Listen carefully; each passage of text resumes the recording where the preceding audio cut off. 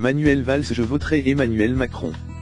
Avis de BFM TV mercredi matin, l'ancien Premier ministre de François Hollande a dit d'emblée qu'il ne voterait pas pour le candidat victorieux de la primaire de la gauche.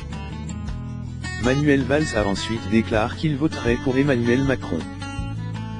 Je prends mes responsabilités face à l'effondrement moral de la candidature de François Fillon, a-t-il poursuivi. Ce n'est pas un ralliement, c'est un choix de raison.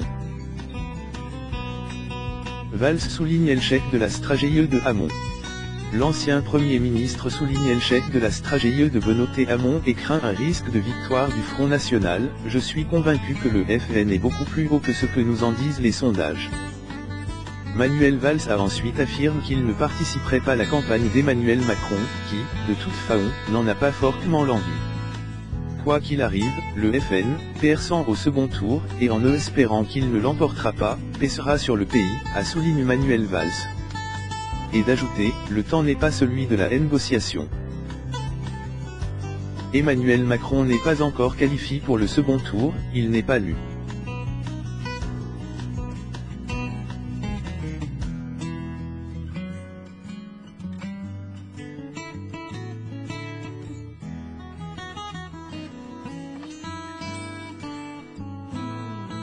Je ne veux juste prendre aucun risque face à l'extrême droite et je voterai donc Emmanuel Macron. Beaucoup de points communs. L'ancien Premier ministre a reconnu beaucoup de points communs avec Emmanuel Macron, soulignant que le nouveau chef de l'LPAT aura besoin d'une majorité présidentielle. Manuel Valls rejette toute trahison, affirmant que les frondeurs sont les vrais responsables. Qui a fait le choix de ne pas occuper une position centrale PRS la primaire. A-t-il interrogué, saga ANT du fait que Benoît Hamon, lors du dernier débat, s'en soit pris Emmanuel Macron plus que Marine Le Pen. Manuel Valls a joué la carte de la franchise, c'est ainsi, c'est la vie politique, on ne va pas le regretter.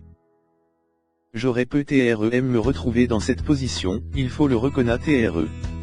Je n'ai pas pu. C'est une page du quinquennat qui se tourne, a continué Manuel Valls, confiant qu'il n'avait pas d'âge s'y tromper son engagement de la charte des primaires, par laquelle il devait soutenir le vainqueur des primaires. L'INTRT du pays dépasse les RGLES internes d'un parti. Exclu du PS.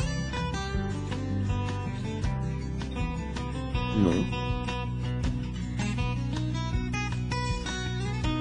Est-ce que vous imaginez TRE exclu du PS?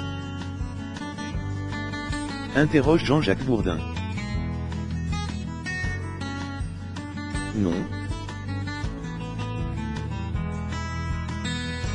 Répond Manuel Valls.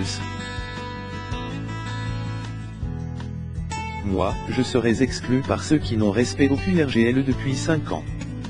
Et l'ancien Premier ministre de dénoncer la stratégie de François Fillon qui revient priver la droite d'un candidat et prendre en otage sa famille politique.